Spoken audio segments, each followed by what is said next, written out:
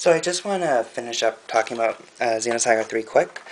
In addition to not having a whole lot of the cutscenes that they used to and just pretty much having voice text bubbles coming up, they also changed the battle system dramatically to a more generic RPG game where it was more along the lines of in the previous Xenosaga games you had you use the circle and X button a lot to do combos and whatnot. This one ditched it for something else. It was pretty generic. I did not like it.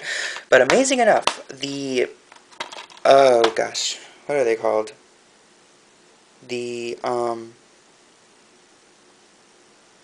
crap.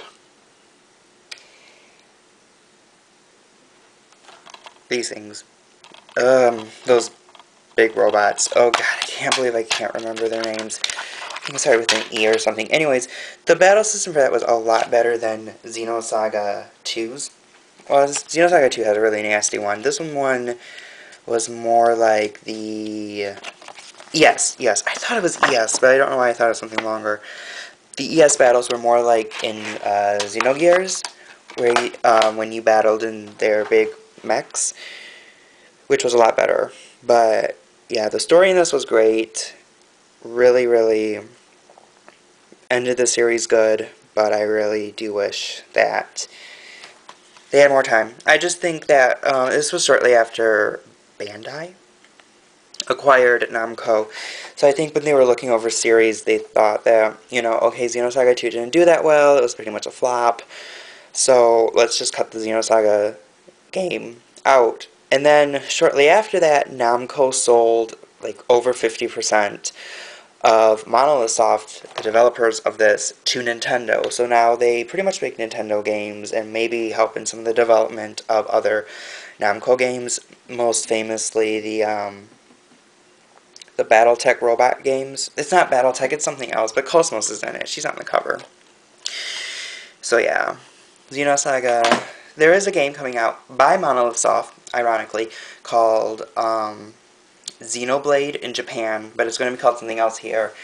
No connection to Xenosaga or Xenogears whatsoever. They just decided to name it Xenoblade because the creator of Xenosaga, Tetsuya Takashi, decided that Nintendo thought he put his heart and soul into Xenoblade, so let's name it Xenoblade. Next game I got that I also pre-ordered along with Xenosaga and another game is Valkyrie Profile 2 Silmeria. This is a prequel to the PlayStation Valkyrie Profile. It was announced alongside the PlayStation Portable remake, or enhanced port, whatever you'd like to call that, of Valkyrie Profile. This game it's in 3D, but it uses a unique battle system, Lenneth. What are they calling it? They ain't calling it anything. Dirt of Service. Can't get too many ads in here. This is fully voiced, which is pretty cool. The graphics are really nice, too. Especially if you have progressive scan enabled. One disc. Really cool. I believe when this first came out, people were importing it from Japan, and they were having problems with like long load times and stuff when they were playing it on like a Magic Slide and whatnot. But this is pretty cool. I haven't beaten it yet, but it's okay if you kind of want to know the prequel story-ish to Valkyrie Profile. Next game is Dance Dance Revolution Supernova. See, it has enhanced EyeToy functions, the same crap that we saw on Extreme and Extreme 2. This right here is the last Dance Dance Revolution game that I purchased.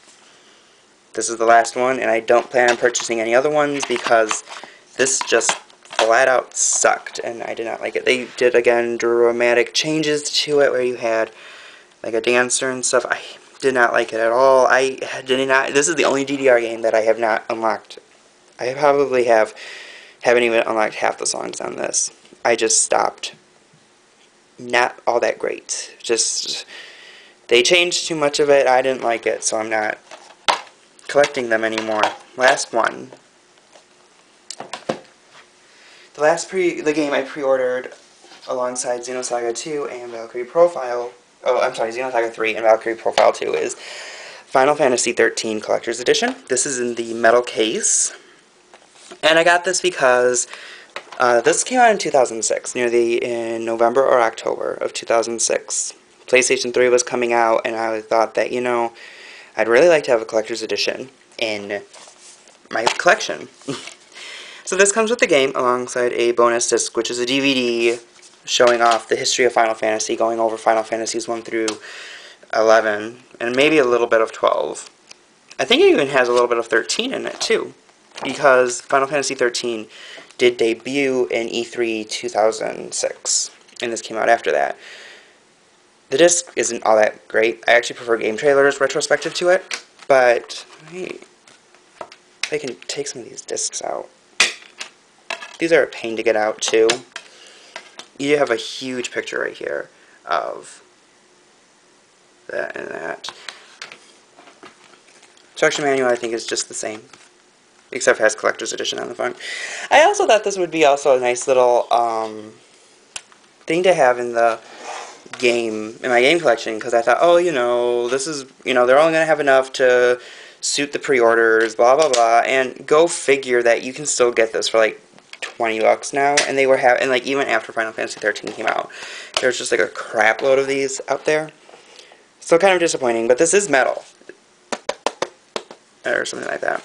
Really nice, pretty heavy. Heaviest PlayStation 2 game I own. Haven't beaten it, but once I get to Final Fantasy 13 in my little Final Fantasy thing, I will get around to it. I didn't really care much for it, though. Pretty much what happened was I was battling, I was in like a cave, got really far, no save points, died, and I was like, I'm not going through this cave again. Next game I got for Christmas is Phantasy Star Universe. Didn't plan on getting this, but somebody I knew convinced me because of the online aspect. My first MMORPG, pretty much the only one I played. Really liked this. The online aspect was really fun when you had people to play with. And I don't think the servers are up anymore, but I did like it. You could play there was 3 ports. There was a PC port, PlayStation 2 port, and a Xbox 360 port. The Xbox 360 one required you to pay Xbox Live fees in addition to the the PSU payments. PlayStation 2 and PC just required the payments for Sega, since the online play for the, you don't pay to go, well, I guess you kind of pay to go online, because you have to pay your ISP, but you get the point. So I just played for the, I think 6-month subscription was like $49.99. I really liked it a lot. The online aspect was fun. There was some other stuff. They're pretty much just making these into offline games, like on the PSP, but I liked it a lot. So didn't beat the non-online mode, but I did have a lot of fun on the online mode. Don't know if my characters are still there. I haven't. Oh, they're gone. I think they discontinued the service. Next game I got for Christmas was Okami. So I'm actually not a huge fan. Well, back when Wind Waker came out, I was not a fan of cel-shaded graphics. I will admit that. I did not like them at all. And Okami was the game that changed my mind, in addition to .hack GU, when I actually saw how nicely they got put to use. I'm sure people will get pissed off at me for saying that, but yeah, I did not care much for that.